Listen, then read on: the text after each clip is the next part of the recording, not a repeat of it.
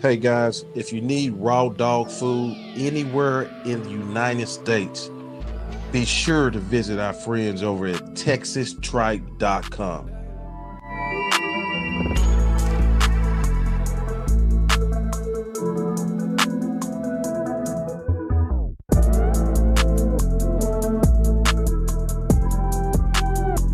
Welcome to NWA Connie Corso's podcast, where we talk all things dogs.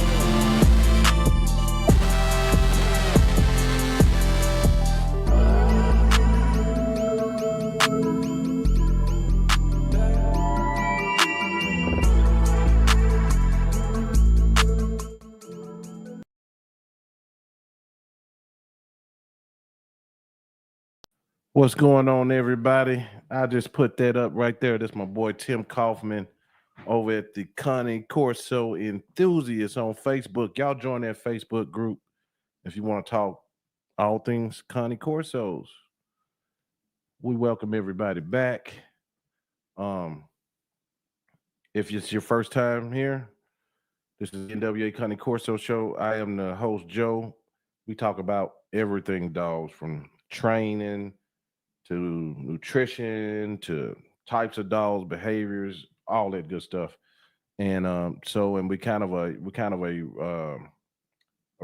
realistic channel. You know what I mean? So we filled with dog lovers, people that want to learn dogs, and people who trying to find the right way to get into dogs or buy dogs even. Tonight we have the man. What's up, brother John Mims? What's going on, Mr. Joe? How you making it, man? Oh man, we good, brother. We are good. Yeah, I'm glad to be back in the saddle, man. Yes, sir. We are good. We are glad you back. It's been a minute. Yeah. So I want to say what's up to the chat on YouTube, Instagram. Make sure you guys share this video with the grassroots channel thing, but people on this channel, I mean, you can touch them, you can call them, you can reach out to them, so and they'll see your comments and all that stuff. So it's a real thing. John, we had a subject matter I wanted to ask you about, and it's more going to be consumer based when it comes to these dogs here. I know you know how to train dogs and everything. But before we get started, just get a public a little bit of your background. They might not never seen you before. All right, my name is John Mims. I'm listed under K9 Mims or Top Dog K9 Training, which I used to use that years ago, but I changed it over to K9 Mims here a few years back. I'm located in Baton Rouge, Louisiana. I do personal protection dogs, obedience on and off leash, which I don't promote off leash because most places, once again, you got to have the dogs on a leash. If you don't, sometimes you're asking for trouble. I do obedience, protection dogs, police dogs, scent dogs, any kind of scent dogs. I don't do hunting dogs. I don't do duck dogs. I don't do squirrel dogs. I don't do service dogs, things like that I don't know about, I don't talk about. But I talk to people that do that sort of thing. So one way or another, if I can't help you, I can point you in the right direction or get you in touch with somebody that can help you with something that I can't. I'm not that knowledgeable on, and I'm not afraid to tell anybody some things I just don't know when it comes to that about dogs. But anything else, pretty much I can help you out and get you where you need to be. That's right. That's right. My contact information is 225-200-9162. That's 225-200-9162. Thank you, Doug. I'm in Baton Rouge once again. Been doing this for as long as I can remember, which you hear a lot of older guys like myself say it. I've been doing it more than a lot of these new guys have been living. Let's just say that and say that comfortably, Yeah. So most of the things that these guys are talking about, a lot of us older guys, we were doing that 30, 35, 40 years ago. So Right, yeah. Mm-hmm. And first off, let me say too, welcome, Chad. We got a new member. Hey guys, when y'all become members, that $5 just goes into editing and things. It helps us out. You, those of you who've been following me for a long time, you see I started on a couch in my bedroom, and then we just been trying to make it better and better as I learned about editing and things like that. And then, two, to be honest, um, you got to kind of have editors because I don't have time to be. We just don't have the Yeah, time. Yeah, that's right. you know what Yeah, I'm saying. So yeah. we Got a pay thousand editors. things going on. A lot of Yeah, wheels moving. right. Yeah. We shoot the video, send it over to the editors, and try to kick it back out to y'all so we can all learn that a lot of these guys giving their time for free, and things like that when it comes to this show. Now, if you hitting them up and y'all want them old hour consultations, y'all know y'all gonna need to be taking care of them. But this is what I want to say about consultations and of what people call mentorships. If a man charge you $60, 70, 80, $100 for an hour of his time, and you rattle off questions and he give you honest answers, and he's been in the industry 30, 40 years, man, that cut years off your learning curve. That cuts off mistakes you may run into if you had never talked to him. You know what I'm saying? It's an Hmm. investment in your future. It's an It's an investment in you investment in and your future, in your your. dogs. Now, let me say this, Joe, where a lot of people may get some things kind of foggy. If someone calls me, I charge them $60 an hour. Unlimited talk in that hour. Whatever they want to talk about, if they got questions about certain things, and if I don't know, once again, I'll get somebody on the phone with us, three-way them into the call. Hey, look, I got this guy. This is what we're asking. This is what's being said. What is your opinion on it? But that doesn't mean the hour I give them that I'm cutting off years of them learning. That's just giving them an idea, pointing them in the right direction, narrowing down that, uh, clearing that fog up that they may have, I should say. Yeah. Clear that fog up and kind of make things a little clearer for them. But that don't mean they can take that and go and run and act as if they've just jumped ahead 5 years, played hopscotch, and jumped away with 5 years of knowledge. That ain't how that works. It's Right. just to clear up some things, get them in a better position, and help them along the road. It's not to make them skip steps, and I don't want people to think that that's what that will do by calling me, calling other guys that's been doing it for a while for some advice. That's not what it's about. Right. For instance, John, a lot of y'all know John came to my house, spent 3 days with me just on dog training, and the hands-on don't nothing beat it. Don't No. nothing beat the hands-on. It's like, oh, and two, when he came down, I finally understood big time what you and Clyde were talking about. You said people just use a lot of big words when they're using dog training. Mhm. Try to make it a whole science just to sound like it's sophisticated, but Mhm. it's just things you just have to know. It's You just know, thing, and it's clearing up that fog. It's making things, simplifying things for the average person. Most of those guys that talk that real talk, they have very little knowledge. They've read a book, or they've picked up a few words from this trainer, a few words from that trainer, and then they regurgitate that, but they have no idea themselves what the word, how to put that word with the movement of the dog or the correction of the dog or the action of the dog. They just know this word, the guy done this, but they don't know anything behind it. The science of it, the why, the who, the why nots, or anything like that. Coming out to your place and showing you that stuff, and we talked for months before that. Finally get there to show you how that stuff works and connect the dots for you. And mhm. and when you started seeing it, I saw the light go off in your head. Like, Right? oh, that's how Yeah, that goes. yeah, And one thing in particular that kind of got me. I said, okay, Joe, get the dog out. We talked for about an hour, and I said, okay, let's get to work. Get the dog out. So you get the dog out, and you said, hey, son, so let's go get my treats. No, we don't need treats. Leave them in the garage. We don't need that. right. And you said, huh? So, yeah, we don't need that. Just leave that over there for now. Just don't worry about it. And Mm. when stuff started connecting for you, you can see the light go off in your head, and then stuff starts, you can kind of see, oh, now I see, now I understand. It's all coming together and connected the dots for you. So Right. some stuff we can see as Mhm. trainers, as older guys or mentors, or if people want us to mentor them, we can see from video. But some stuff I like to put my eyes on, because the little nuances you can't see particularly on a video. But for the most part, I can help a lot of people out with a lot of issues from a video. Now, I'm not saying that it'll fix it 100%, but I can get them in a lot better position at the end when I start talking to them or mentoring them, or if they call for advice and we get on the call and they pay the fee that I asked for, and then I guarantee I can get them in a better place. Yeah, yeah, for Yeah. sure. Yeah.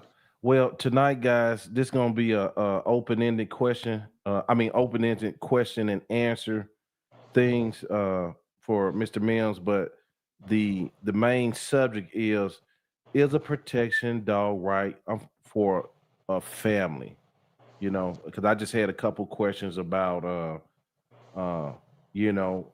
maybe when you go out of town, how you handle it, who needs to be involved, and things like this when you're pertaining to protection dog, and Mm-hmm. if there are types and levels to where you want to go with certain dogs. There certainly is a different level you want, different dog you want, how active your family is, who lives in the house, who has to deal with the dog. So in your case, Joe, I would just say, if you had a dog, you got a dog you want me to train for protection work, and I need to deal with this dog for a week or two, one-on-one, to kind of get them in the right frame of mind. Mhm. I take the dog, jumpstart him, get him back to you. Then every weekend I'd make trips up to Arkansas, because I want you involved, your wife, the kids, your sister-in-law, whoever's in that household needs to know how that dog operates. If you and your wife and the kids go off on a vacation or go for the weekend, your sister-in-law's there, can come by, uh, feed the dog, because she understands she was a part of the training and putting that dog together, so she can at least be able to put some food in there, feed him, keep him alive until you get back. Right, You right. know, and the dog's not going ape shit to try to kill her or whatever. So she has some kind of understanding. So I would train you, I would train your wife, I would train the kids how that dog operates. Your kid can be out in the front, you can be off at work, your wife's in the house cooking, and somebody comes down there and Silas and your daughter's not familiar with him.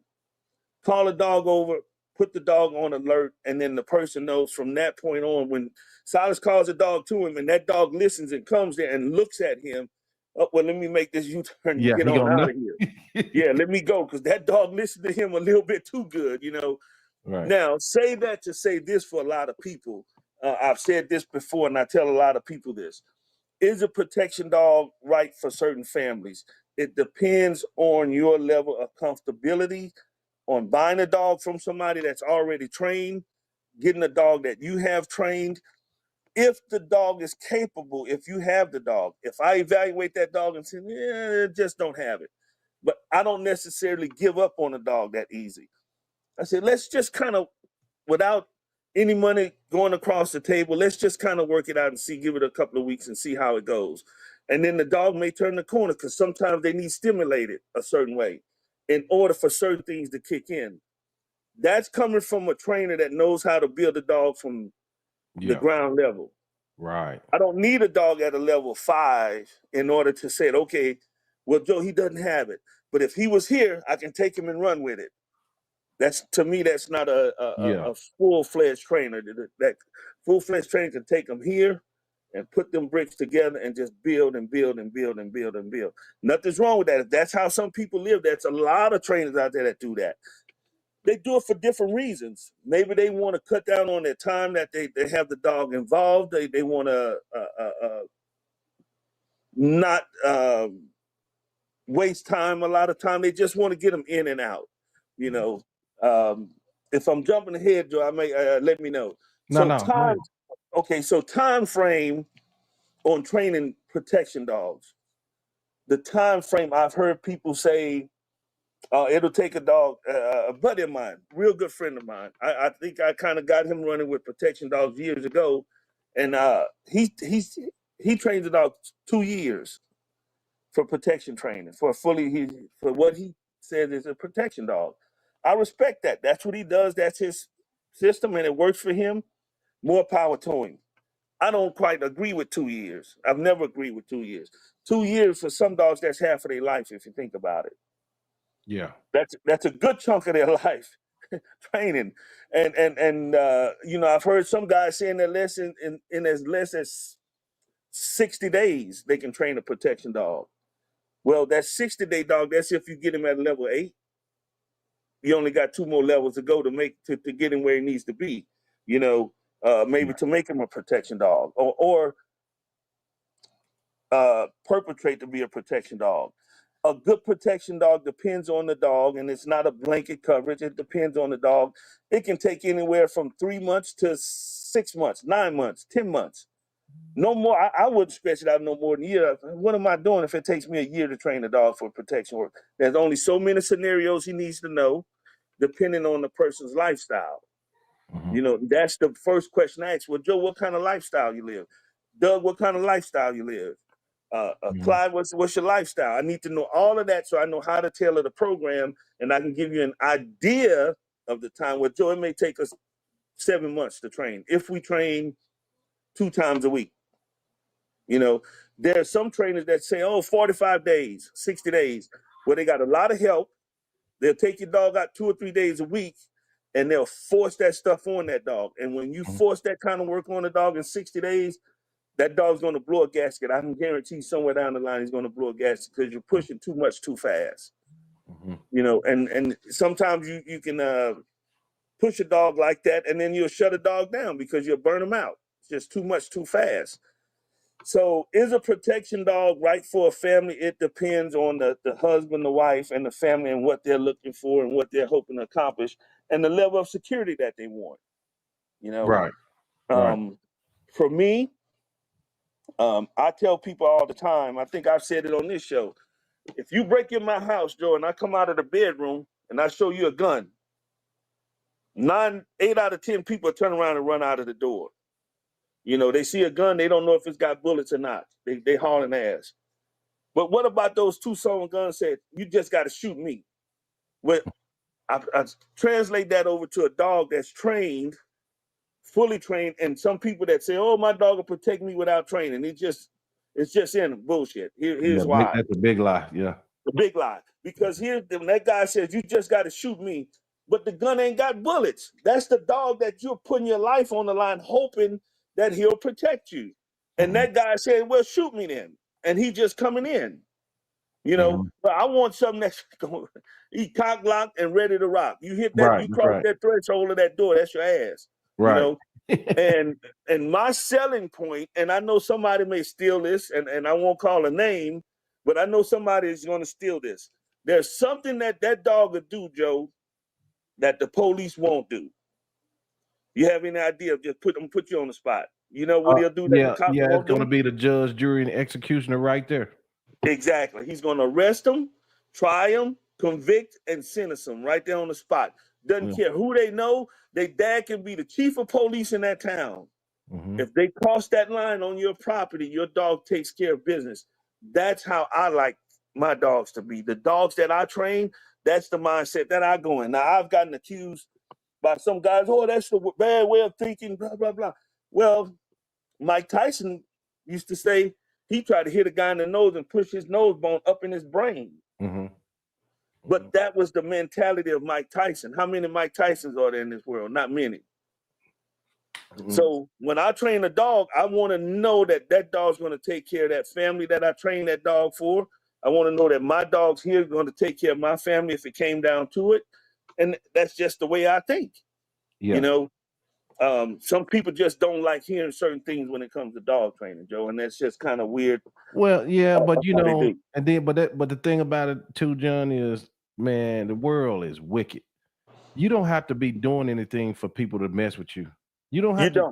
Yeah, people think if I live right, I do right. People shouldn't mess with me. It don't work like that. That's what the bad guy's counting on because he figure you're no threat to him if he do try something.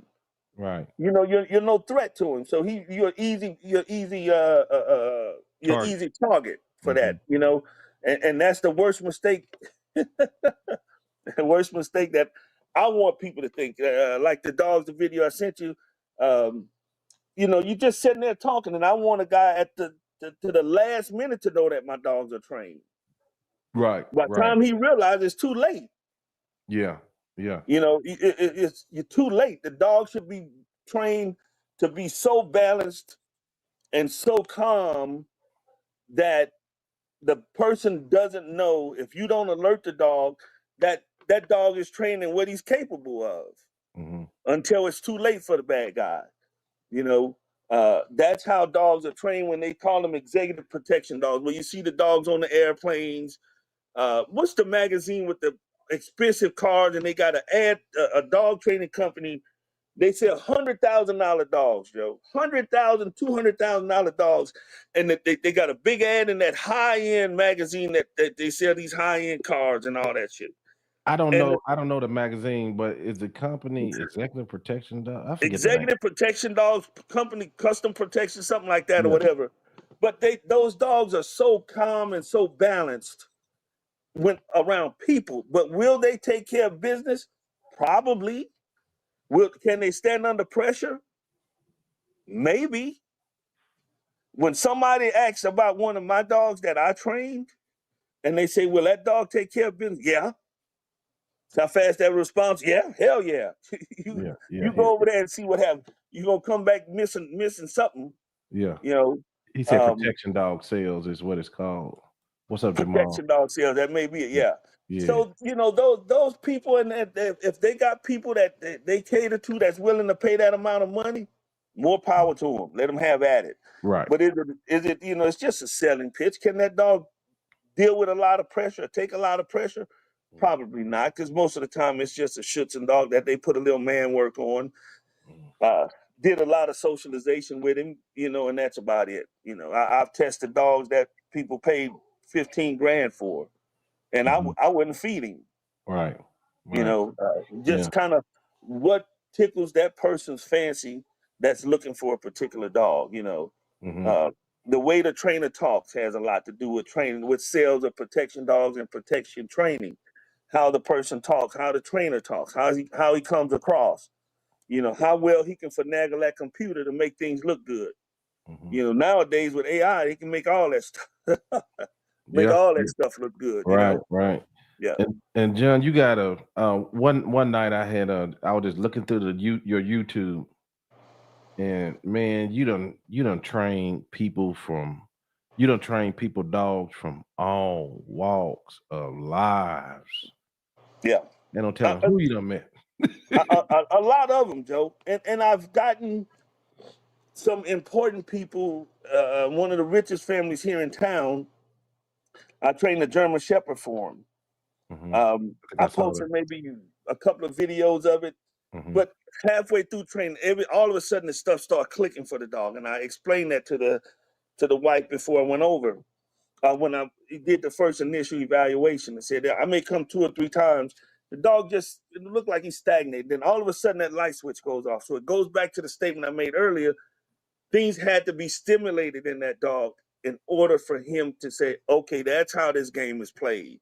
And the dog took care of business. I called one day after about maybe 2 months. I didn't hear from the people. I called them up.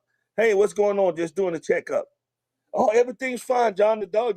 We have to keep the gate locked now because the lawn man can't come in the yard if the dog's out. Okay, that's what we want. Yeah. The pool man can't come in now. Just walk in the gate. And I told him that's not going to be allowed once the dog is trained. Yeah. And sure enough, the dog takes care of business, and they're more than happy. And it is rolled over into other training, but not like some of these other people that put up a lot of fluff in their advertisements. And then they're talking and stuff like that. I'm not into that. I'm down home. I'm more realistic in what the people's going to get, what to expect out of the dog. I'm not selling them a dream.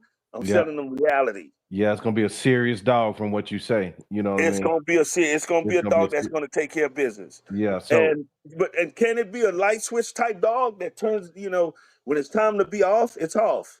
When it's time to work, it goes from 0 to 1,000 in a millisecond. And some people don't believe dogs can be trained like that, and I don't know where they get that idea from. What do you want a dog to stay at 1,000% all the time? That's not going to happen. That's a dog that's hard to live with. Mm-hmm. You want a dog that can, when it's time to shut it down, he shuts it down. When it's time to start up, he starts up and goes into overdrive. Right. But that's time and patience and consistency and repetition. Is it Right. 2 years, 3 years worth of training? No, it's not that much. It's the way you train, how you put those bricks together, without going from here to trying to skip up to here. Yeah. Yeah. Little step, Yeah. little step, little step, little step, little step. Right. Like Doug, I gave Doug some tips on some stuff, and I called Doug and said, Doug, you're moving too fast. Slow down. Mm-hmm. And back up. And I said, yeah, the dog did it, but you don't want to miss those steps in between those 2 steps you just made. Yeah. So you can be sure of it. Right. You want to be sure that your dog can take care of business, and there's no ifs, ands, or buts about it. Mm-hmm. So Yeah, and when people talk about the steps, that's when they have to get you there, because like when you was here, you was telling me the steps of where it starts on a protection dog, and I was like, oh wow, stuff that you would never imagine. And I'm gonna say this, guys, if you need, I'm telling you, John worth every penny. I mean, it's a lot of talk on these social media apps and things like that. But I'm telling you, you get about 6, 7 dudes. It don't take a lot of people. 6, 7 dudes bring John to your city. I'm telling you. And you're gonna be happy about it. Put him up nice, pay for everything. The knowledge he gonna give all 6 or 7 y'all for whatever 2 or 3 days, however y'all working, man, it's gonna be worth it. When you come together, eat up some of that price. You know what I mean?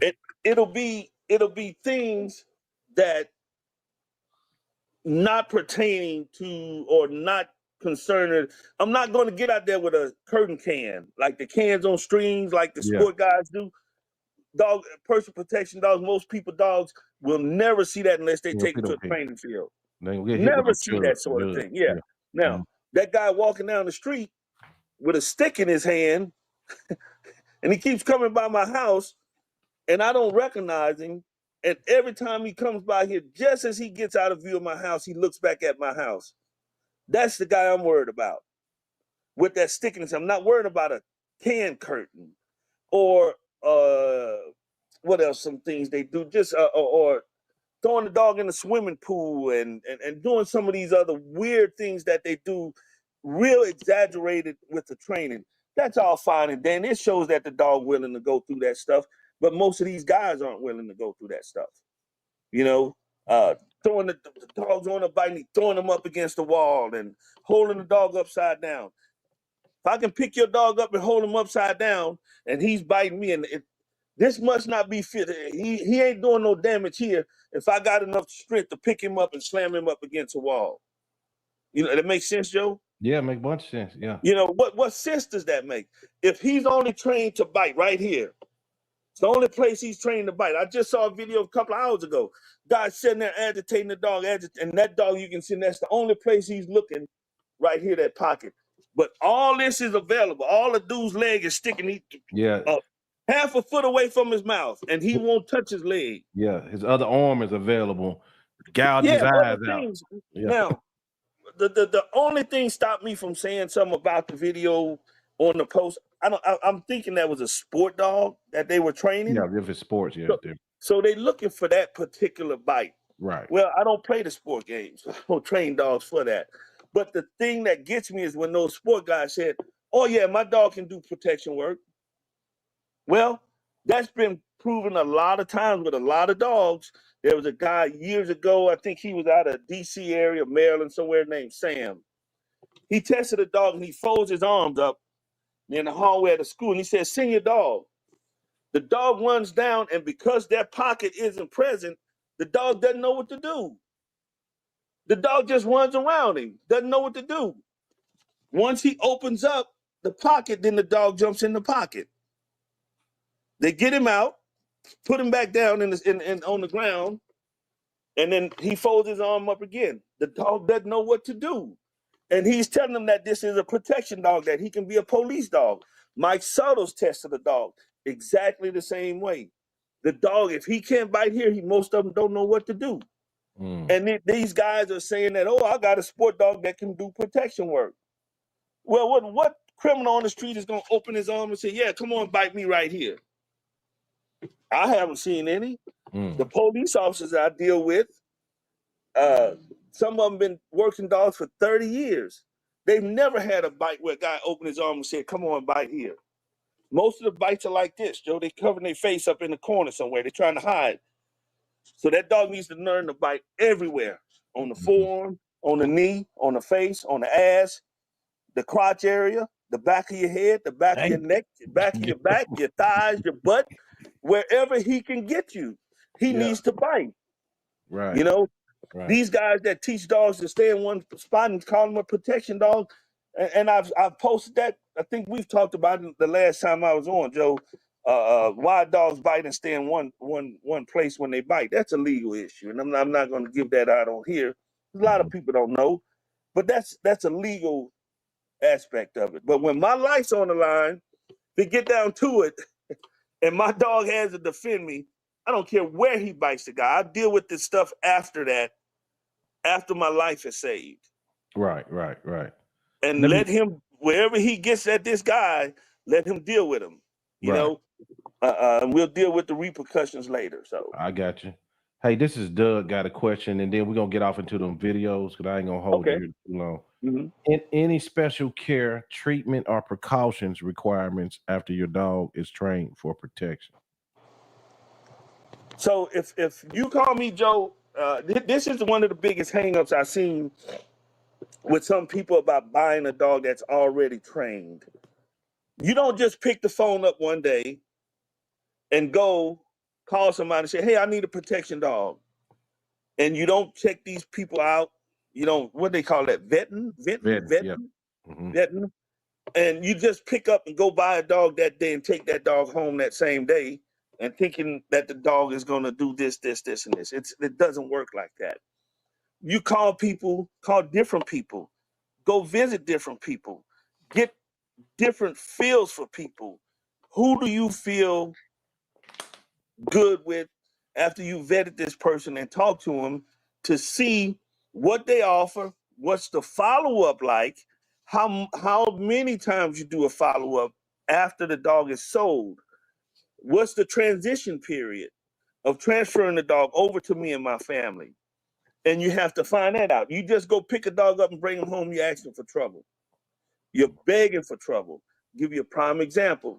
The guy in Houston sold a dog for $50,000 to a prominent basketball player. I guess this was 6-7 years ago. $50,000. This dog goes home and eats this, a week or two later, eats this guy, housekeeper, 200 and something stitches. Because he just took this dog that was at a level 10, put it in a home environment that he's not familiar with. The guy's not that active. His house isn't that active to deal with a dog like that. Got a hold of this lady, and man, could have, if it would have got out, would have blew this guy's career to shreds. But you don't just pick up and buy a dog like that in one day and expect that dog to fit into your family. I won't train her. I won't sell a dog like that, Joe. So the aftercare, if I train your dog, I'll tell you, okay, Joe, we last class, you're satisfied with what's been done. I'm satisfied with what's been done. Your wife's satisfied, the kid's satisfied, your sister-in-law, everybody knows how to deal with the dog. Everything's good. So, okay, Joe, let the dog sit tight for a month. I'll call you one weekend and say, Joe, I'm going to be up there Friday or Saturday or Sunday. I'm not telling you when. I mean, what time? I'm telling you, I'm coming Friday, Saturday, or Sunday. And one of those scenarios that we train for, I'm going to just show up and we're going to go through that scenario without planning it. And then we're going to see if the dog's going to react how he was trained to react without me telling you. We may do that 3 or 4 times, different scenarios. I've got videos where, and you're not supposed to release your dog on somebody. I understand that's a law at pretty much everywhere. But I'll do scenarios, Joe, where I'll tell the guy, get in your car and go down the street with the dog and come back. When you pull in the yard, I'm gonna be standing at the door like I'm coming out of your house. I just broke in your house. And I see you and I go run down the side of the house. Oh, the window was down. The dog got out, come down the side of the house and take care of business. But that's a scenario. That's somebody's breaking in my house. My dog's in the car. The dog gets out of the car and go take care of business. Now, legally, how does that fall? It depends on what state you're in, what city you're in, and kind of what's going on with it. But for me, if you coming out my house with some of my stuff in your hand, I'll Yeah. deal with that other stuff a little later. Yeah.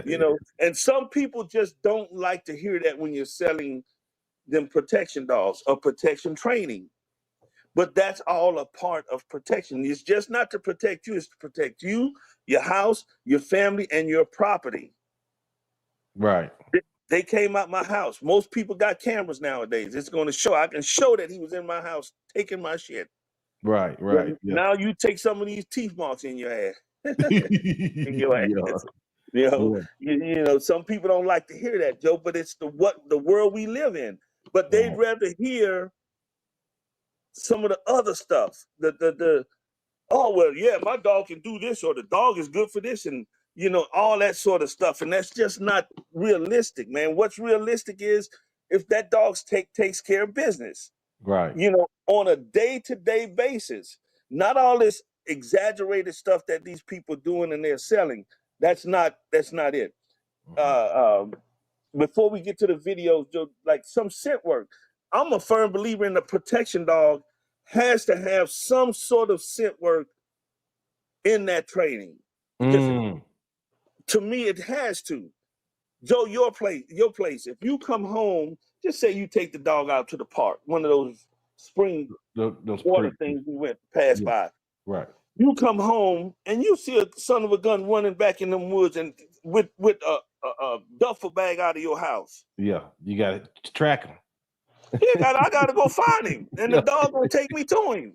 Yeah, and then I guess that plays a part. I was looking at a video you did the other day. What do you call it when you enter in a home and you trying to find somebody? What do you call it? The technical word for that? Anybody know what the word is for that? When you send a dog what are they doing now? They going in the house? They going in the house and they trying to find a search. You're just doing a building search, trying to clear in the house. Building search to clear in the house. Yeah. Right. I teach puppies that. I want puppies from a 4-month-old puppy. I want them to know if I say go in the house and see if somebody's in there, you go in there and find them. To me, that's part of a protection dog, Joe. If I wake up in the middle of the night or my dog wakes me up and he said, there's something in here that ain't right. That dog knows everybody sitting in that house. And something that ain't supposed to be there, that dog will know it. Somebody, wait a minute. Something ain't right. Something ain't right. And I need to know what his body language is telling me. And that's a part of training. That's a part of me training you and your family. What the dog's body language is telling me something. Right. If we just sitting here in the living room, Joe, we just sitting like we were sitting at the house, and just say Clementine was 2 years old. She's sitting in there in the house, and all of a sudden she go run up to the front door. Well, she hears somebody coming down, turning around, or somebody's getting ready to walk up on the porch or something. She hears them, smells them before they get there. And I need to know what that body language means. If you're at work, your wife's in the kitchen cooking, your 2 kids sitting there looking at TV, and then the dog's there with them, and all of a sudden the dog jumps up and starts barking. Well, Silas needs to say, Clementine, what's wrong? Who's out there? Something's going on. What's wrong? Now you get your wife in. Okay, Silas, what's going on? Why is she barking? They need to investigate that and find out what's going on. Scent work, that's a part of training protection. I've never in my life heard any other trainer say a protection dog needs to do some sort of scent work. No one's ever said it on this show, but it makes so much. No one's ever said nothing like that on this show. Never, and it makes a bunch of sense. And I'm not saying that because of that, Joe. Right. Because nobody's doing it, but I'm saying that because of my experience and how I train dogs. I posted a video a couple of days ago. I sent 2 dogs, 2 litter mates up to Ohio. This was the first 2 dogs I sold this. A buddy of mine, we got to be friends, and that's been since 07, I think, 07, 08. The dog standing at the building, screaming to go in the building. He cuts the dog loose in the building. The dog goes in one room, come out and go in another room and find the guy and does a bite. Now, this 6-month-old dog, the guy gets on my post and said, oh, somebody's directing the dog to doing it. Well, for one, the dog's 6 months old. Who cares if he's being directed where to go? But when I went back and listened to it, I don't hear nothing but the guy saying, hey, giving his commands like police officers have to do before they release the dog. Come out, I'm gonna send my dog. They have to say that 3 times, Joe, before they release the dog. He released the dog, and you just hear the guy say, pocket, pocket, pocket. Boy, the dude was so excited. The dog goes in the room, and he goes in one room, he comes out, and he goes in another room, and he makes the bite. That's 6 months old. The dog is doing a building search, scent work. But that was a police dog. But I assume every dog that I train, every dog that I breed, I'm gonna get him going in the right direction as a police dog, because police dogs see things that no other dogs see. Working dogs see. They see everything and anything. Crackheads, dope fiend, whatever you call them. The sport dogs, they just see can curtains, leaf blowers, something, a few other things. But the police dogs, I said water bottles. water bottles, yeah, all that helps. But they see other things, and that dog was prepped at 6 months old to be and he wound up being a hellacious police dog. He was, matter of fact, he was certified at 13 months and a day old. Most people say, oh, that's too young for a police dog. We talking about a Malinois, a high-powered Malinois that was bred highly powered. 6 months old, this dog doing a building search. And it was just 2 rooms, but if he had to search that whole building, he would have. He would have. And a personal protection dog, in my opinion, once again, has to do some sort of scent work. So. I got you. Let me ask this one question before we get into those videos. Jamal, what's happening? What family situation would you not recommend a protection dog for? Okay, here's the one thing I wouldn't recommend a protection dog for. If the people live a hectic lifestyle, if they have a lot of people coming and going in their house, if they don't have time to deal with a dog like that. Now, a dog outside on a chain that they call a protection dog is different. But a personal protection dog should be able to come, in my opinion, should be able to come in the house, run the yard, get in the car, go, and if a carjacking scenario presents itself, he knows how to deal with that. He in the house, somebody brushed in the door, he should know how to deal with that. But if their lifestyle doesn't fit that, then I won't train a dog for those people. I can't help you. Send the dog, I send them somewhere else. The lifestyle has to fit for the dog, just as well as the dog training has to fit their lifestyle. But some things just aren't going to match up right. They're just not. The best trained dog, you put him in a hectic environment, it's hard for a dog to if you got 15 people coming in and out of your door, it could be family. Hell, all family ain't good family.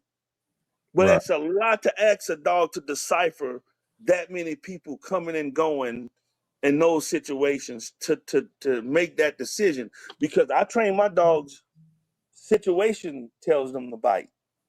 Of course, I can send them, but the situation is going to dictate my dogs taking care of business. And it's just, if the lifestyle doesn't fit a protection dog, I won't train it. I'll just send it off. Maybe somebody else can do it. I don't want to do it like that. A nice, easy, calm lifestyle. You may live with a little traffic, not heavy. I'm talking about outside traffic. But in the house, the dog, needs to take care of business and know when and how to take care of business. But just some lifestyles just don't fit a protection dog, and I won't train them. I got you. We're gonna go through some videos. John, you don't pull Alexander Von Gunter out today to listen to you. He said the problem is that people that can afford to spend $25,000 to $50K per dog think they are buying a tool like a gun. It's not a tool, but in their station in life and arrogance, they refuse to listen to a blue-collar dog trainer. Oh, okay. Yeah. Okay. I agree with that. Yeah. Some people want it as a status symbol. You know, oh, I paid $50,000 for this dog. The dog that was sold in Houston, 50 grand. That rolled over to one of the other ball players wanted one. That was another 45,000. Another guy wanted one. Another 45. So that kind of stuff, status symbol. These NFL players, these ball players, think they have to go out and spend 50,000 on a protection dog.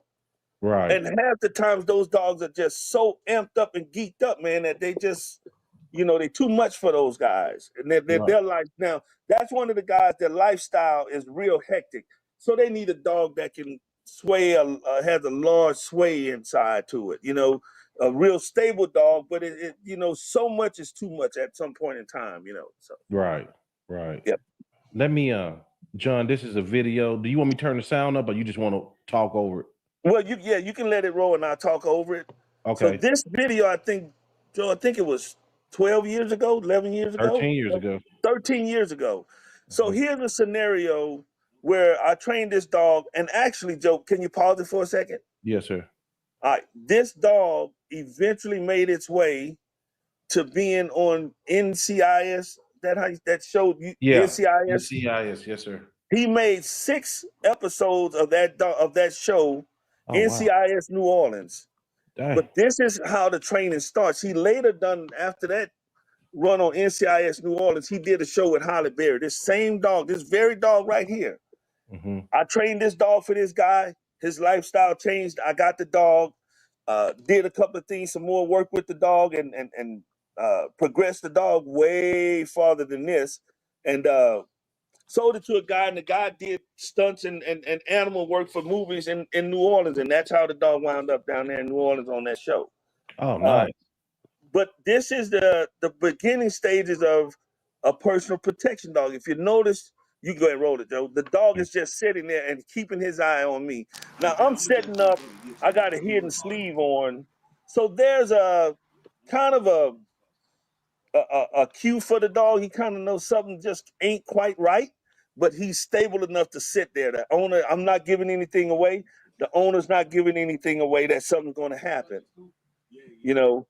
And we just generally talking there. His son is recording, and my voice kind of elevates. Oh, you recording, and you just lollygagging around there, so I kind of tell the kid. And the dog kind of says, wait a minute. You know, and then here, I think the guy tries to reposition the dog. And once he does that, I make the move, and the dog takes care of business. You know, the guy gets up, get out of the way, get out of harm's way, and let the dog take care of business, you know.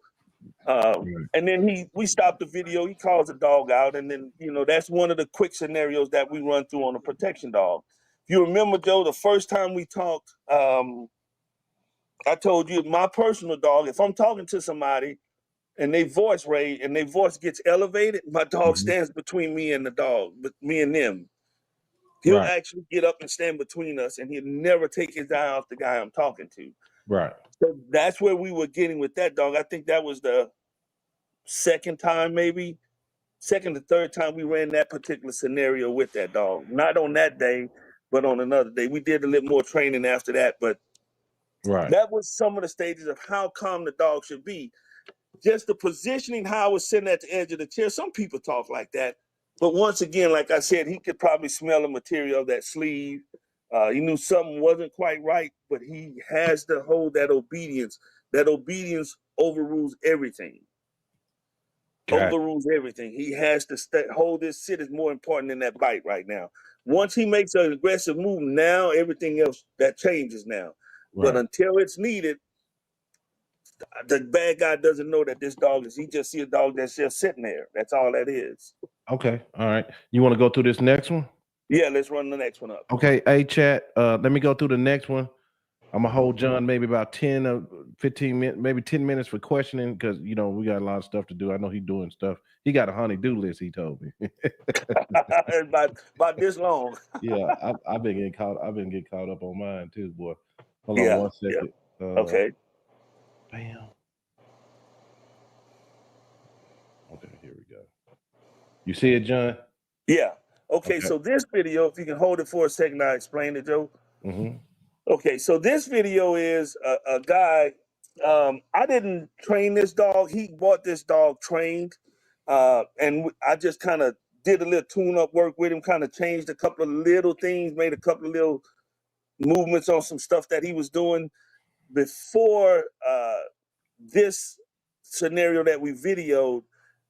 This dog standing in that crate with the door open wasn't possible with me standing there. Now, some people don't understand what's going on and may not understand it. The cue is, with most dogs, they see equipment. They see something that says, I know what's going on. But in my system and the way that I train, stability has to overrule. Stability is only next to obedience. Stability and obedience has to go hand in hand. So with this dog, the stability is him standing in that crate and standing on the back of the truck. I got a tarp, a wiffle bat, and a sleeve on. And I'm standing there. I want to provoke the dog. But remember, obedience and stability overrules everything. So the dog doesn't make a move until the guy gives the sign of the word, and then the dog comes out. Now, it throws him off a little bit with the bat and the tarp, which it'll throw a lot of dogs off of that stuff. Unless these guys that just train, and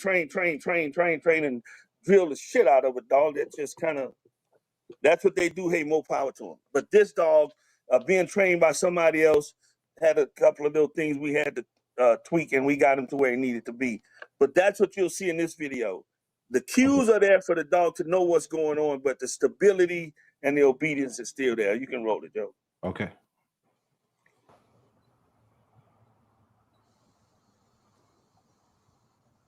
And you'll see the guy, he'll point at him and tell him go, and he's gone. See, I'm kind of fending him off. Right. Fending him off, and then the dog says, I got to get you. Boom, right in there. Jump right. He got to go. He got to get it, you know. Yeah. Yeah, so the thing with this is I'm showing the stability. Right. The obedience. Just because he sees that stuff doesn't mean that he's out to hurt me. You know, I'll give you a scenario with some of these guys that train dogs to jump over a fence. You know, a 6-foot chain link fence. I've seen some guys train their dogs to jump over a privacy fence, a 6-foot privacy fence. Mm-hmm. For what? That's not a police dog. No. It's not a dog that needs to do that. You're making a liability out of them. A big liability. Because if a kid's walking down the street with a stick, a wiffle bat, or something in his hand, that dog will perceive that to be something that brings pain to him, and he doesn't like it. Now the dog leaves your yard and goes out on his fence and run these kids down the street, actually bites one of these kids or something. Man, you spend the rest of your life trying to pay for that. Mm-hmm. You know, and the trainers that do that train protection dogs, and you train the dog to go over a fence. For what? That dog leaves your property, you damn sure in the world will hurt. Sure is. And I don't know if you guys seen that attorney video I did. Boy, he told how he gonna find you where your money is. He going after everything. Everything. The money you got hid under your mattress that you hiding from your wife, he want that too. He gonna find it. He gonna find it. Yeah, he gonna leave you like Whitney Houston. You'll have nothing. Nothing. Nathaniel, nothing. You know, but if the dog stays on your property and just goes up to the fence and makes a fuss about it, that's a little more understandable. But you know, these guys training dogs to jump over a fence and, you know, do all this other stuff. You know, some of that stuff, man, is just way overkill. It's a little bit much. Yeah. For practical life or a family. For practical, yeah, that's a little much, man. Your dog does that, you in trouble, man. You know. Now, if I live out in the country, I got 20 acres. Right. And I don't know if I said this on the show. The way my attorney tells me is, even in a neighborhood, Joe, if somebody's going across the back of my yard, just say 12, 13-year-old kid, and the dog happens to see him, that don't mean that kid is breaking in my shed out in the back. That don't mean he's missed. He may be lost. He's just out there hunting birds with his little BB gun or something. Mm-hmm. But if that dog goes over there and gets him, that's what he's training on my property. But like the lawyer said, sometimes having those signs up that say certain things mean certain things. It does. But you know, I have a little more to fight with as a homeowner. You too, if you got a sign up that just says "Beware of dogs." Right. You know, as opposed to attack dog on premises. I can make it to the fence in 3 seconds. Can you? You're Yeah. asking for trouble. Yeah. You You know, admitting, he said, you admitting that this dog will hurt somebody. you admitting that it will. Yeah. Yeah. And even the dumbest person should know if they see that orange and black sign, it must mean something. Stay out. Right. Don't come on here. It's private property or something. You know, Yeah. so it kind of limits your liability a little, but you still, they coming after you. They still Yeah. coming after Yeah. you, you know. Yeah. They're gonna get you. Yeah, Okay. but you know, being able to control a dog, if you out in the park or in the kitchen and you see your dog running across the yard at somebody, you ought to be able to highlight, come here, turn around and come on back. Or midstream down, he ought to hit the ground Mm-hmm. and not go any farther. Mm-hmm. You know, but that's practice and repetition and repetition and repetition. And people think, if I can jump a little bit with this, people think when they get a dog trained that it's a machine or a robot. Well, even that, you have to tune up a robot every now and then. You got to do something with him, let him do his function every now and then. You know, you have to tune him up. That's why if I sell a protection dog, I'm going to come to your house unannounced sometimes. Joe, go get the dog out the kennel and put him in the house and leave the front door open. Now, I'm not telling you if I'm coming in 5 minutes, 10 minutes, an hour. Just go put the dog in the house, Joe. I'm going to come in. We're going to do a home invasion scenario. You just do whatever you're doing. Just leave the dog in the house. And I come in the door and ease in the door. I'm coming to rob you. I'm coming in, and I ain't coming in there whispering, Joe, give me your money. Somebody comes in the door to hurt you. They coming in loud. They got the gun. They got a mask. That's what you need to train for. Yeah. That type of scenario. So that situation, if I'm sitting here, you hit that door unannounced, my dog, if he's in the house, we going to have a problem. Right. You know, and, you know, you have to train for realistic type things, man. You know, all this other stuff, a lot of this stuff that these guys are doing, you know, it's just kind of overkill, and everybody eventually you can do it. It's just that's nothing. But being practical is kind of where my program shift many years ago, being more practical for the average everyday person that wants a dog that'll take care of their family. When that guy Yeah. goes out of town for 3 or 4 days, a week or so, he wants to know that that the dog will take care of business, his family's being protected, and his home is being protected, his property is protected. Right. Right. Yeah. Yeah. All right. Well, I got a few questions. Well, I got one question here from Smokestack. MKM Bottoms, what's happening, my brother? 21 likes, 33 watching. The remainder must be some haters. Coming over here trying to learn a little something. Yeah, and the ones that ain't, I ain't blowing no smoke. I ain't blowing the smoke they want to see. So you know, you know, that kind of thing. I ain't into all that fluff and all that. Biggest thing in the world with some of these guys, Joe, that blow that smoke like that. I'll just walk up and I'll give this tip away. I'll just walk up to him and say, "Okay, send your dog." What do you mean? Say, send him. You say he's trained, send him. No, he not gonna do that. I said, well, don't go tell nobody you got a protection dog.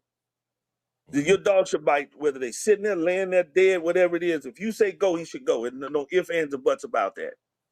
When I say go, you go. You know, but a lot of these guys train theatrics, overhyped stuff that these dogs would never see. Even if I do a little aggressive move, the dog should react. Shouldn't have to stand there and make no big old exciting and dance around. And I ain't that coordinated to dance, Joe. I used to be a DJ, so I used to make them dance. Yeah. You know, you ain't got to do the Samuel Jackson like all that. Yeah, I ain't doing all that. Yeah, you know, so it's just weird, man. When I see a lot of these young guys, and some of the older guys, I guess they want to ride the wave. You know, so they doing what the younger guys are doing. You know, and I just kind of stay here. Every now and then I'll peek out and see what some of these young guys are doing. Oh, nope, back down here I go, and just go where I know what I do makes sense to people. I want to talk to people where they can understand me. I'm not trying to use these big words and talk over their head and make myself sound so important or none of that stuff. What I can do with your dog in 10 minutes or 5 minutes means more than what somebody gonna come there with a handful of treats and lure your dog into position and say, oh, look, I got your dog sitting in the first session in 5 minutes.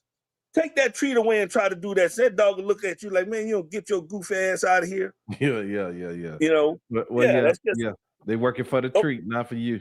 Yeah. So what was that guy's question, Joe? Let's see here. Smokestack. That's like that boy down here from the South, Smokestack Lightning. Why do protection dog trainers charge so much money for the training just to find out that the dog won't protect them in real life? Or is he saying, I guess you're saying that a lot of these guys are overcharging for dogs that won't do the job. I think that's what he's saying. Yeah. So here's do your homework on those people. Ask for references. Right. Look at some of their videos. Some of their videos, there's some telltale signs that that stuff is just too much. It's overhyped. It's not going to work. But ask for references. Talk to people that have actually had that guy or girl train their dog. Right. Ask to show them some video of some hidden sleeve work, some muzzle work. Let me see that dog work in a real life application. Not a sleeve. You take a sleeve out there. Hell, I think my little Chihuahua, she's over there in the bed. I think she'll bite a sleeve or a tug if I pull it out. Right. So, and that's what these guys. A lot of them are just fluff and show, and there's nothing behind it. Well, yeah. So I know that, like, we had some other trainers on here. What was it? Other lady, Lori C. Williams. You could just tell that y'all didn't have all the tools today, so you can kind of see how the e-collar kind of rushes things, and you know what I mean. And it's kind of frustrating. What they'll turn out in 2 weeks on a remote control, you want a 1 month with it to make sure the family the dog really has the knowledge. Right. So here's the thing, Joe. Some dogs remember stuff. Some dogs know stuff. Right. And there's a difference in remembering and knowing. I know how to coach football. It ain't no ifs, ands, or buts about that. Now, golf, don't know nothing about it. I can't even fake my way through that. But if I watch it long enough, eventually I'll pick it up. E-collars has got to be where a lot of these guys and girls want to get the dog in their program and out. So here's a scenario with some of those guys. Oh, I got a 30-day board and train. They take your dog, the first week or so, the dog just sits in the kennel because they know with that e-collar, they can push that stuff on them in about a week or two. But they're going to tell you a month to seem like it took a month. Or the guys that do it in 2 weeks, 2.5 weeks, they're going to put a choke chain, a pinch collar, treats, or e-collar on them, and they're going to force it on them in 2 weeks or 3 weeks. And most dogs, when you take those apparatuses away, like Don Mega says, if I take all your training apparatuses away, can you still produce the same results? 90% of them can't do it. Right. They can't do it. So that stuff has came. I remember when e-collars used to cost $1,500, Joe, $1,800. I got one out in my shed now. It's been leaking battery acid for about 4 years. That thing is old and strong.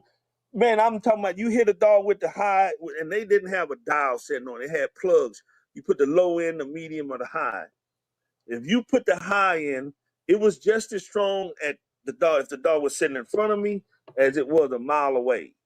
Damn. And it would hit that dog so strong, it'd make him shit on himself. Ooh. That's how strong that collar was. That's how far back I remember some of them. And that's probably a couple of them more older than that machine. I posted one time, had about 10 guys call me wanting to buy that damn thing. Right. They can send it to Collar Clinic, get it reconditioned and back Collar to Clinic. specs, I guess. Yeah, Collar Clinic. I ain't never heard of that. Look at boy John dropping all the jewels. You never heard of that place? Never heard of Collar Clinic. Yeah. You can send that thing there, they refurbish it and get it back to you being brand new. Man, when you came to my house, you made me feel bad about all them fur savers and leashes I had up there. We going straight to the flat collar. Straight to the flat collar. All that money you spent on all that. No, man, we ain't put that up. We don't need it. Now, here's the thing, Joe. I'm not saying there's not a time or place.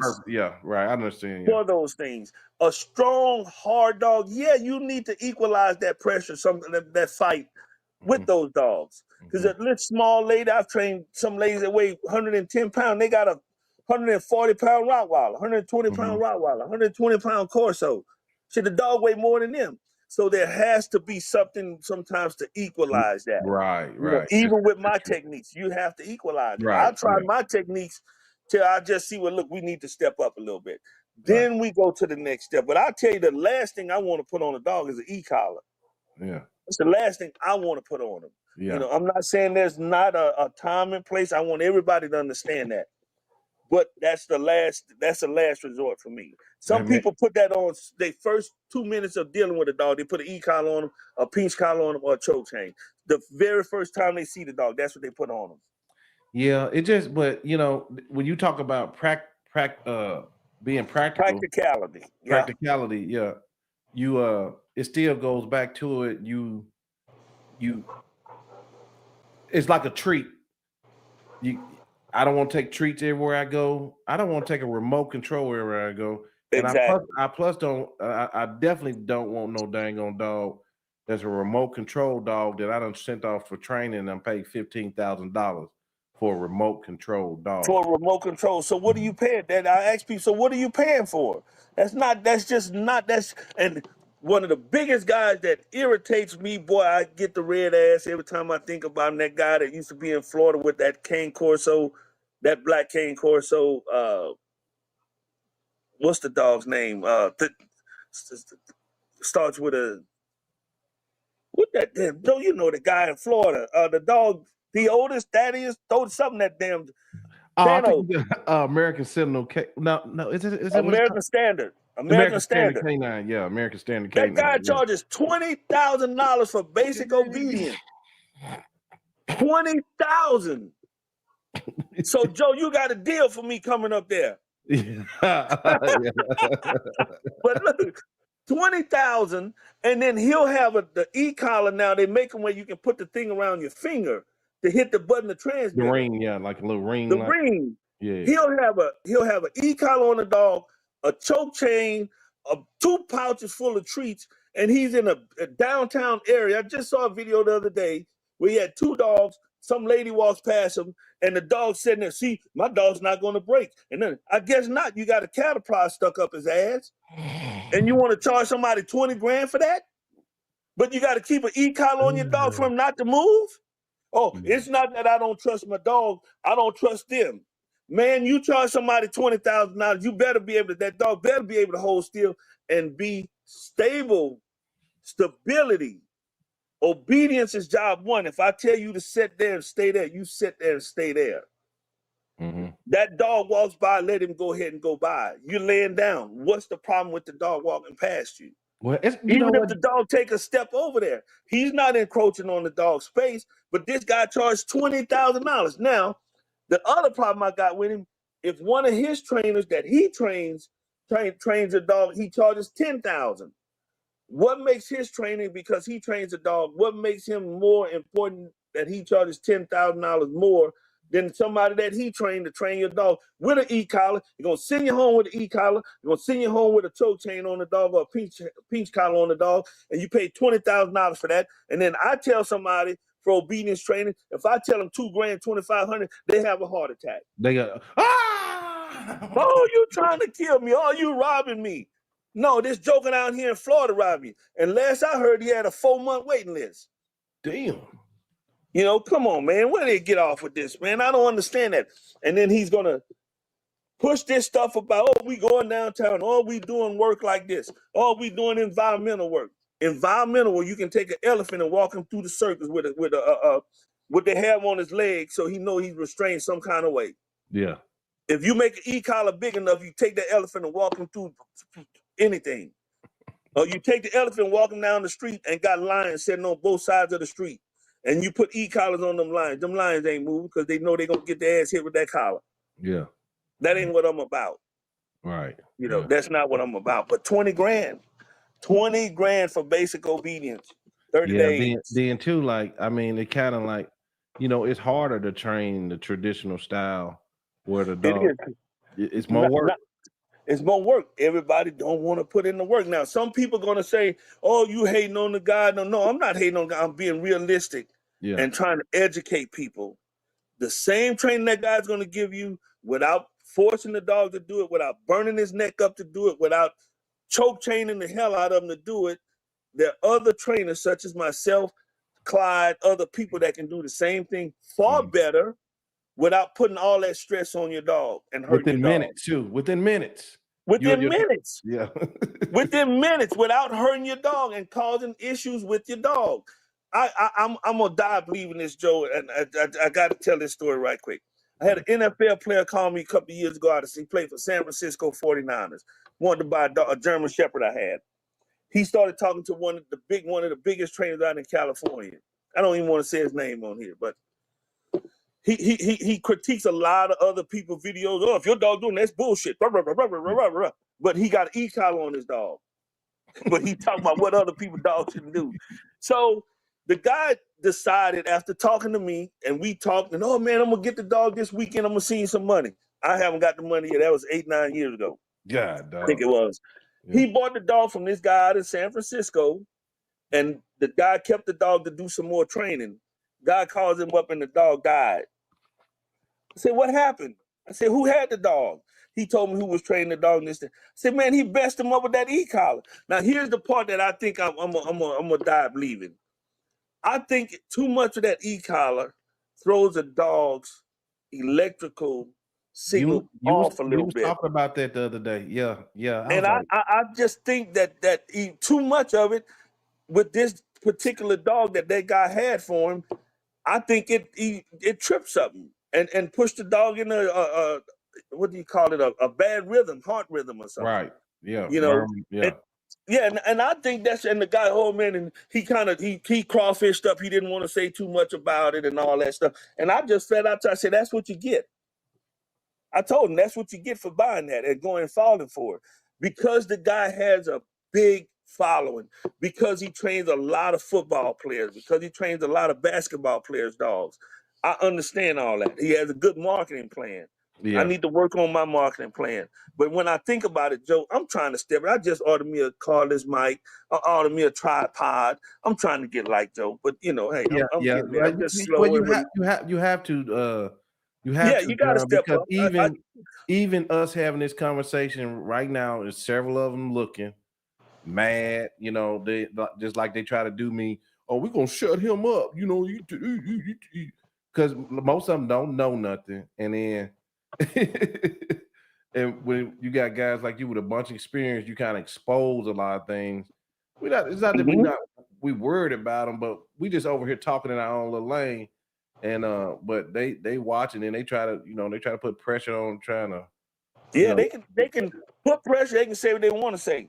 Don't do it. Or if you got a problem with it, just that's how you scroll up and down or something. Or worse than that, I tell her, come punch me in my mouth and make me shut up.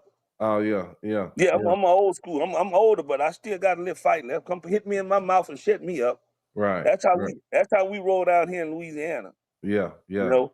Yeah. So and I'm from the old school when it comes to that kind of stuff, man. But I'm not trying to hurt nobody's business. I'm just telling people to make wise decisions. I'm trying to tell people the stories and the opportunity, the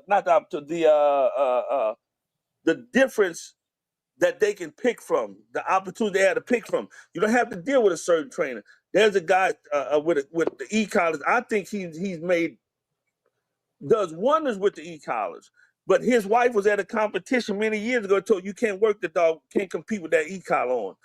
She tried to do a call off. That dog jumped the fence and was 4 blocks down the street when she got him back. Because the dog didn't feel that collar on it. Didn't feel that sting. That my chance to go, and that dog was gone. You know, so I just try to educate people, give people different ideas to do your homework. Do your homework on me. Do your homework on Joe. You buying a dog from Joe, do Joe. You buying a homework from a dog from whoever. Do your homework. Go with what you feel right, and that's less problems that you're gonna see down the road. If somebody's constantly telling you have to have an e-collar on your dog, I'll tell you now, that's a red light. That's a bad sign for me. Right. You know, if you pay $4,000 for basic obedience for a boarding train, and when you go to pick your dog up, they give you a 30-minute crash course to learn how to work that e-collar and how to operate that dog, and they send you out the door, $4,000 you in, you get home and your timing is off, you hit that dog with that e-collar a couple of times, sometimes it can have an adverse effect. I've seen where the dog turn around and bite the owner Right. because they're not sure. I've Yep. seen stuff like that. Where's that Or coming when that, from? Yeah. where that's coming from? Okay, the you the nearest only thing. one here, you the common denominator, I'm gonna jump your Yep. ass. Mhm. Or the timing is off because in 30 minutes, those people aren't gonna learn and perfect that e-collar. There's some people that have dogs, Joe, and there's some people that are dog people. Mhm. We're dog people. We don't just have dogs. Mhm. So they send these people home with a choke chain on their dog. They send them home with an e-collar on their dog. I'm not saying their dog's not trained, but if you pay over $5 to get your dog trained, I got to go home with these tools on him. Something ain't right. Something Right. just ain't right, you know. So Right. Yeah. Well, brother, I think that's it. yeah, we just had a question though. One more before Doug. Okay, hold on. That one. Doug was making a comment. Hold on, let me see. No, before Doug's. This one, I'm sure getting randomly tased definitely creates stress on a dog's heart and nervous system. That one. Yeah, that was it. Yeah, Yeah. it does. You can be more than sure it does. I'm a firm believer in it. You know, I've asked a couple of vets, and there was variance of opinions on it from the vet. You know, I think it is because the heart works off an electrical signal, Yeah. and you hitting that dog with that collar, and you interrupting that signal. Right. You know, Right. I've seen some dogs, they were hit with it so much they just sit in the middle of the yard. You can turn that thing up high as it'll go, and they'll just sit there and they'll just take it. Joe, they'll just take, they're so scared to move, you know. Then like I said, I've seen some turn around and bite on. I've seen some run and hide in the yard, you know, stuff like that. So it's a difference. So the gist of it is, people, do your research on these people. Look into different trainers. Don't go with the one that's closest to you or more convenient. Sometimes you have to be inconvenienced to get the better results. You know, there was a guy out of Atlanta one time, then he went to Chicago. I'll say his name. I had a talk with him. I don't quite agree with everything he does, but he's a hell of a trainer. Ronnie Oliver used to go around the country and train dogs in 7 days. He'd go to the people who was responsible. They had to fly him to where they was, put him up for 7 days, pay him his fee, and he trained their dog for 7 days. Now, how much that in a day that he would train, I don't know that part. But he did that for a while. I don't know what his success rate was, but 7 days, that's kind of pushing it for me. You know, I'm pretty sure he had some success for dog people, not just people that had a dog. Dog people he had probably had some success with, you know. Right. But that success rate, you know, one of those things. You know, he's a good guy. Like I said, I talked to him a few years ago. I hadn't talked to him. Him and one of the guys that been on your show had a misunderstanding a while back. I'm glad it didn't go too far, but you know, that's kind of one of those things. The agreement, agree to disagree sometimes is the best thing, the best answer for some of those things, you know. But just people, look up these people, get references, talk to other people that have dealt with them, that have dogs they've trained for them, see what their success rate is. Go over and just sit in, see if you can go sit in a session and just see what they offer, how they train, and then make your decision from there. You know, different parts of the country that people just specialize in different stuff. Some trainers can't handle strong dogs. Some trainers can't handle weak dogs.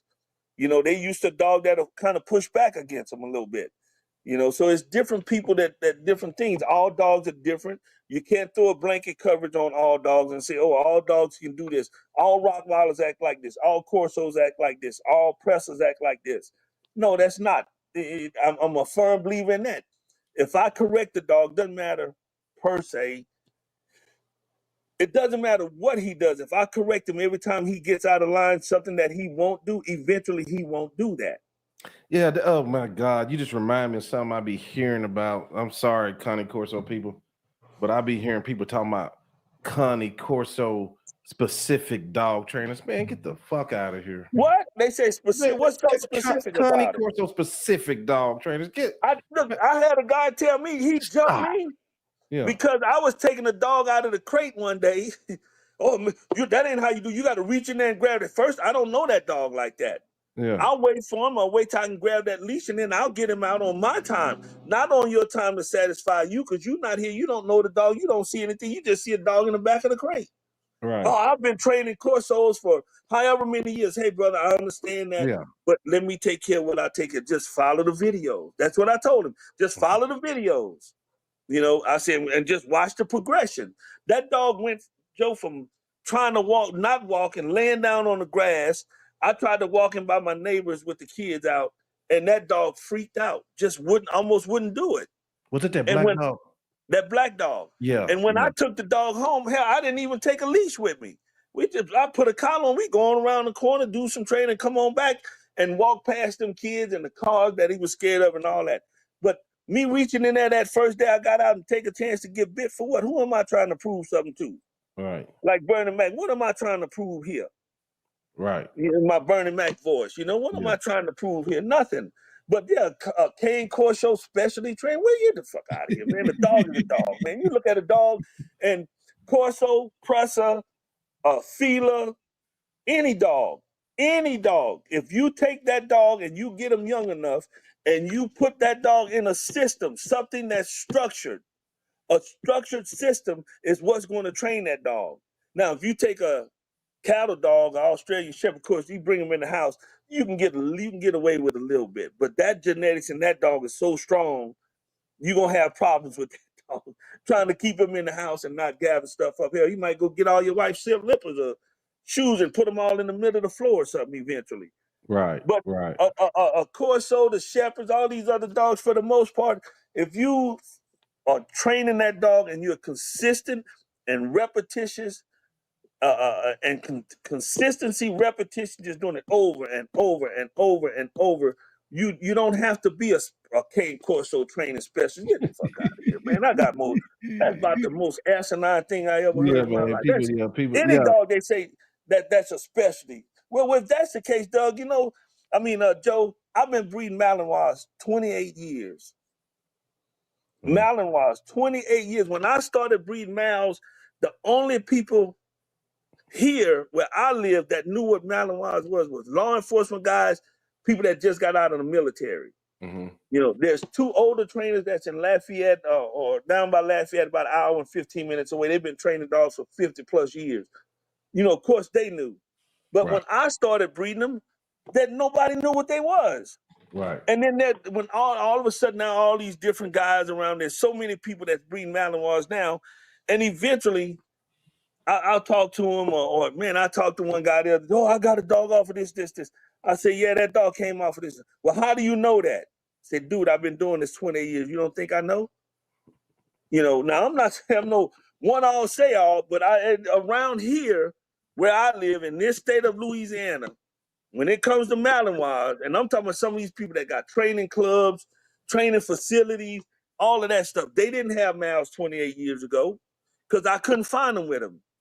So eventually, they got to come back to Mims. It's got to come back some kind of way. Unless these new jacks that don't want to open their mind up to older people that train, older guys, or people that's been in it longer than them, that can help them out, push them in a better way, better direction or something, But yeah, a breed-specific training, get the fuck out of here. Boy, I tell you what, Doug can probably attest to this.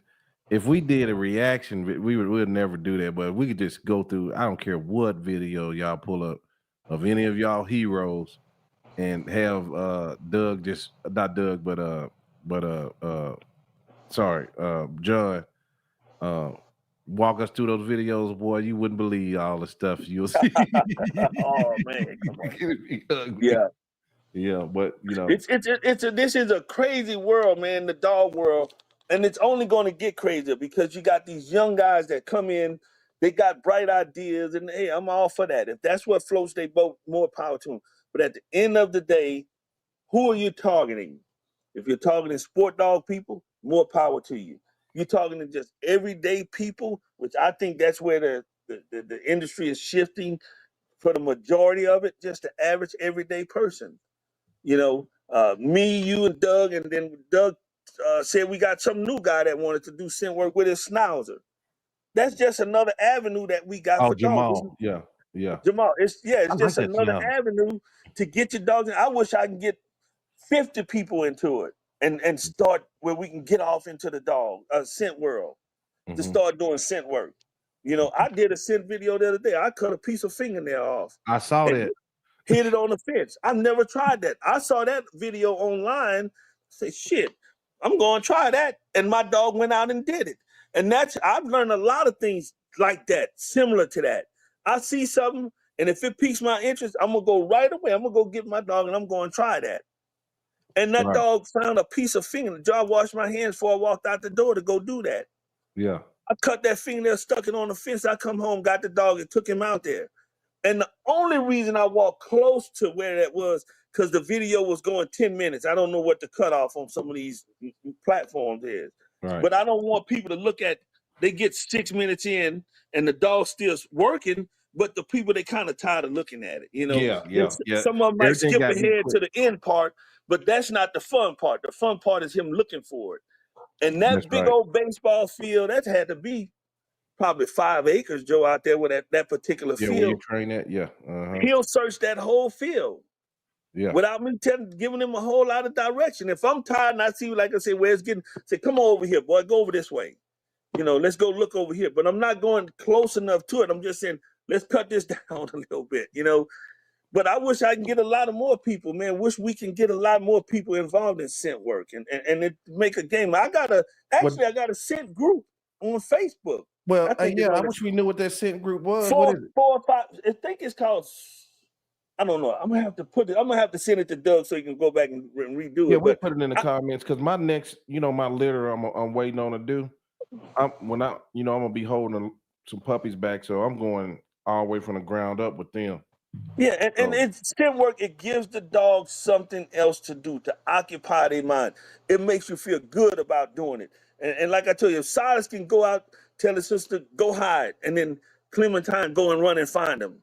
mhm, You know, man, they gonna want to do that all the time. But yeah, I'm gonna use that for motivation. Y'all done your homework. Sooner you do your homework, we can go out and play with the dogs. what They they get that love to do. homework done quick because now they Yeah, want to go out and play yeah. hide and seek with stuff like that. You know, what's that question that's up there, Joe? This was a good video. I might try Oh, to see. Hold on, that was a good video. I might try the schnauzer on blood trailing yeah. for deer if I get the chance once I move to Texas. That now That's I him. don't know. That's the guy you talking That's about. with the snouts. Okay, Yeah, yeah. I yeah. don't know a lot about blood trailing, but I can imagine there's a lot of guys out in Texas that do it because they have a real the wild hog problem is terrible out there. Yeah. So I guess that might be a place where he can start if he can find a group out there that do that kind of stuff, and then that would probably push him into to meeting somebody that do the deer tracking deer and stuff like that. It's kind of big out here, but the people that do it out here, they kind of snobbish, Yeah. and I don't fool with those kind of people, But Right. I've talked to people that do it over the years, but they're just not my cup of tea. So you in Baton Rouge? How far are you from New Orleans? An hour? About an hour, yeah, Okay, so about an that's hour. your territory too, then. Yeah, yeah. Oh, There's okay. some good trainers in New Orleans. I met one guy out of New Orleans. Dennis has been in Schutzen probably 40 some years. He's getting older now. I need to call Dennis and check on him. But he's an old Schutzen guy. He knows Wallace Payne. He knows a lot of the big competitors Mhm. in Schutzen. The guy that used to be in Alabama that passed, I can't remember that guy's name, but Dennis is well known in the Schutzen world. I learned a lot from Dennis, especially obedience. Real sharp. And tracking, oh man, he's awesome teacher on track. He's in Oklahoma. Matter of fact, I tried to put him in touch with CT, but I think they personality may not Oh, they both they got gel. they both got strong personality. Yeah, but see those cats out of New Orleans, they think they slick as chicken shit. Oh yeah, yeah. New Orleans guys think that kind of they just have a strong opinion on stuff. I should say, Oh yeah, yeah. yeah. Now I'm saying they city slick as chicken shit is kind of a little bit overrated, but they just have a strong opinion on stuff. And Oh yeah. Dennis he's a no nonsense guy. He's been training. He's titled a bunch of dogs in Schutzen. I remember when I met him, he had one, and I was like, Dennis, I think this dog too serious for Schutzen. Mm-hmm. But the dog actually was a 13, 14 time Schützen-3 dog. Mm-hmm. And he was really a hellacious dog, man. Real nice. Matter of fact, I got a puppy off of him, and she was a handful. But yeah, I've met a whole lot of good trainers out of New Orleans, and Katrina ran a lot of them out of New Orleans. Dennis, Right. he's actually up there in Oklahoma now. But yeah. So it's him going out to Texas. You know, I'm pretty sure he can find somebody he can get hooked up with to do that. A Schnauzer doing blood trailing work, that would be something to see. I can tell you that, if he can get it done. Right. But if he sticks with following what Doug does and kind of stay in the mix with what we got going on, he when he get there and they going, I can guarantee you this, Joe. They'll say, "Who trained this dog? Who did this? Who got to this point?" Because the dog will be so prepared for what they'll do with him. Yeah, you did the skin cancer too. You did the skin cancer work. I did a skin cancer, dog, and that's kind of the matter of fact, the guy that I got that idea with the fingernail from, I can't remember what country. I think he said Ireland. I saw somewhere he got kicked out of a group. Some people didn't want him training with them or something because they was law enforcement and he wasn't, or something like that.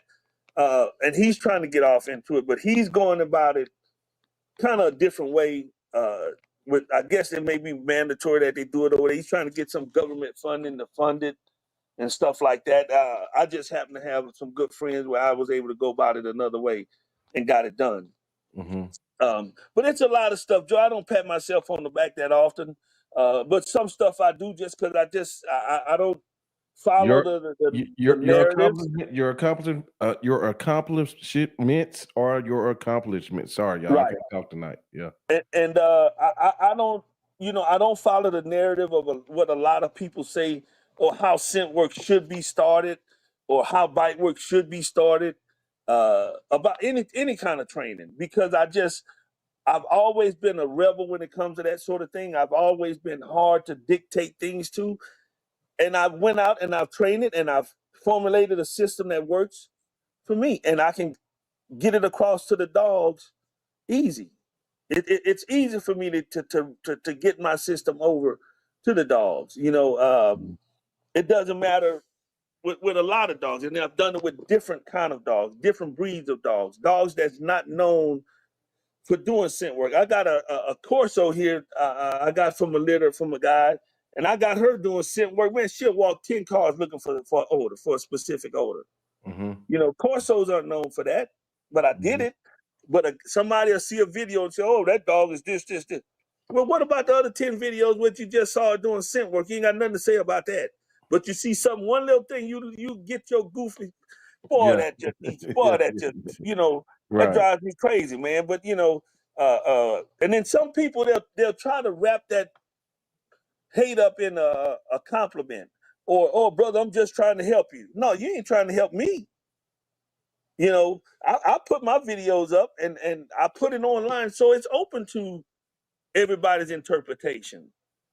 But don't try to say what I'm doing is wrong and try to wrap that up into saying your hate, and you're trying to wrap it up in, "Oh, you can do it like this, you can do it." Yeah, I'm pretty sure I can, but nothing's wrong with the way I'm doing it. It works for me and this dog I'm working with. So right. yeah. This Doug teasing me. We got to encourage Joe and his family and have a demo dog. Hopefully, John has eased Joe's concerns after tonight. You want me to turn that male up, turn him up. Did we do a little bit with him? Yeah, you did. Yeah, you did do something with him. Yeah, we did do something in the kennel. Yeah, did you get that video? I had it. I got it. I think you got that video. Yeah, I got. Yeah. I sent it to you too, I think. But yeah, I don't know if you got it. Send it back to me. Yeah, send it back. Yeah, we were turning them up and everything. So this is the funny thing about it. Like, these be real live conversations. Like me and Doug was talking about that. I was like, man, I don't know. I said, I don't know if I should do it because, like, who will be able to handle the dog? So instead of we just brought it to you and for the world, somebody else have a question. I'm gonna tell you something else too now, man. We started to have people that, that they don't want to come on cam, but they've been in the dog game a long time. And they starting to message and say, man, I would surely like y'all to cover this subject. It's just something different about over here. You know what I mean? So, yeah. Look at Yeah, Doug. so Man. to ease your fears on training, Joe, Uh-huh. is On a dog like that. on a dog, like I take him, kind of get him in the right frame of mind, and then bring him back, and then make trips there to train the dog. So you know how he's put together, your wife, the kids, and your sister. I wouldn't take a dog, and I've done it where I've had dog, people call they want a dog trained, but they need something like right quick. But I train dogs a different way to be transferred over to people. But there's still not a pick up today and then take this dog home Tomorrow. type Yeah. thing. You Right. know, if I plan on keeping a dog, there's some few things I do different. That dog is going to die here. He's not for sale, for no amount of money. But yeah, training a dog, that leash manipulation thing kind of works easy. Just the exchange over. I want people to be comfortable with it when they take a dog. And if I can see if they don't know how to hold the leash, that's a red flag for me. Mm-hmm. You know, I won't do it. You know, Mm-hmm. so there's some things that eases it for Joe. If your daughter's there, Silas dozed off, you and your wife sleep, and she just happened to stay up late, and the dog jumps up and goes to that back window, looking out the back, and starts barking a certain way. She knows something wrong because we trained her and the dog for her to know that this type of bark at this pitch means she hears something outside, and it's just not the dogs. She may have heard a twig break, a limb fall that shouldn't have fell. It's a certain tone to that. Something's going on. Daddy, daddy, daddy. Clementine's at the back window barking strange. Something's wrong. She knows that. She needs to know how that works. Mm-hmm. She needs to know the signs for that, the signals for that, you know, and that's what we train for. And we don't train. I don't tell you, Joe, I can do it in 6 months or a year. When Joe say, Mims, I think we got everything we got, we ready to go on our own. Now training stops. Right. Right. Then the tune-up classes comes in. Yeah. Yeah. That's just how my program is set up. Gotcha. Yep. Okay. Well, let me run through one more scenario because we already talked about this before, but this will be it, I promise. So, fully protection trained, and you have visitors. Well, you already showed that in a video today that dog ain't gonna do nothing until you tell it for the most part, unless somebody do something weird. All the situation, yeah. Okay, so yeah, we already answered that one. Yeah, right. Yeah. And it's just one of those things, Joe. With some situations, no matter how much training, how old the dog is, it's unfair to put a dog in certain situations. You know, if my nieces come here, me and my nieces, my brother's kids, they come here, we gonna hug on each other, we gonna kiss on each other, all that stuff. They're my nieces. I love them. I'll die for them. Now, if my dog's here, I'll tell him stay there. And then now we can go and do what we do because now he knows this means stay here, stay there. And then I'll go and do that. But if it's one of my white friends coming over, I'll go put the dog up because he's not familiar with them, but I know they're not a problem necessarily. So to ease her company's frame of mind, I'll go and put the dog, I'll just go ahead and let him back out in the yard. Yeah. You know. Yeah. But should the dog sit there and we talk? Yeah, should be able to. Stability means he should be able to sit there and let the conversation go. You know, Mm-hmm. And that makes me think. Joe, I did training with dogs where I'll make a noise. The dog will sit up and say, "What's wrong?" And I say, and I'll just That means he knows to sit down and relax. But I say, He'll stand up. I ain't got to say it verbally. He knows that. That means what? He picked up on that with you, didn't he? He can pick up on that, and that's training. That takes time and repetition. And then, in order to do that, Joe, I got to have somebody sitting over there. I call one of my buddies over, and he'll sit over there. And I say, when you hear me make that noise, you just make a quick move. I'll give that away. But everybody don't understand that, and they're not going to get it, you know. But that dog will sit up and look over and look at me and look at him. Okay, then he relax, you Yeah. know. Or I'll look down on side of me. I'll look down on side of me. If he's over there and I want him over here, I'll just keep looking right here, and I'll look at him, and I'll look over here, and then he'll come and sit right here on side of me. Good on the You chat. saw him sit up and look over there and say, "What you ain't about to do nothing, is it?" That's the look the dog will have on his face. Okay, he sit back down. And some of this, I just thought about it. Joe, I did that training. I was doing that shit 20, 30 years ago. Yeah. I'm pretty sure it's other trainers that have done stuff like that. I'm not the only one. But I just think about some of the stuff that I've forgotten that I've done. Right. You Right. know, some of Yeah. these young cats, they won't even think about that. But now they probably will now They because they will heard now. me say Yeah. it. Yeah. Yeah. Well, But they're hopefully you not can going to get. get it. Hopefully They're you not can going get to on get it. some of the guests you want to get on. I know you've been working on a few guests. It'll be epic if you can get them on.